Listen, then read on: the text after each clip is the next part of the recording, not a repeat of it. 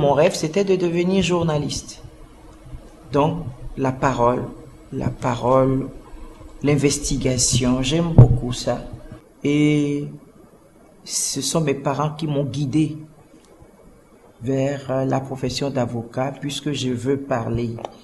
Et au-delà de la parole, la recherche de la vérité par des investigations et la défense de l'être humain contre l'injustice. Dans les années 1990, on ne connaissait pas les droits de la femme. On sait aujourd'hui dans ce pays que les femmes ont des droits. Les femmes elles-mêmes ont pris conscience qu'elles ont des droits. Les hommes, les époux, ont pris conscience que leurs épouses ont des droits. Le gouvernement a pris conscience que les femmes ont des droits spécifiques.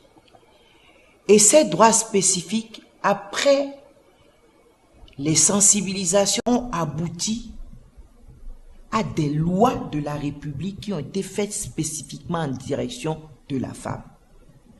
Aujourd'hui, avec le Code des personnes et de la famille, la fille hérite de son père, de sa mère. Ce ne sont plus les garçons. Voilà un pas. Et on est allé plus loin. Avant, lorsque le mari meurt,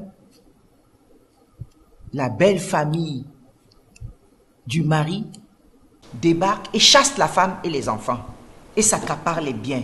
Aujourd'hui, c'est puni par la loi. Lorsque votre époux décède, courez rapidement au cabinet de Maître Bédo ou à l'association des femmes juristes du Bénin et vous allez voir si la belle famille peut vous retirer un seul franc. Lorsqu'on prend conscience de ses droits, on sait dans quel créneau user de ses obligations.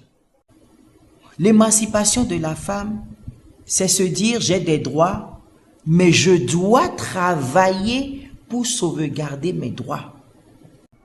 On ne peut pas réussir l'émancipation de la femme si on ne réussit pas l'émancipation de l'homme, l'émancipation de la société tout entière. Je lance un appel aux femmes, aux hommes, aux jeunes, d'apprendre à réaliser quelque chose de positif dans leur vie pour leur pays.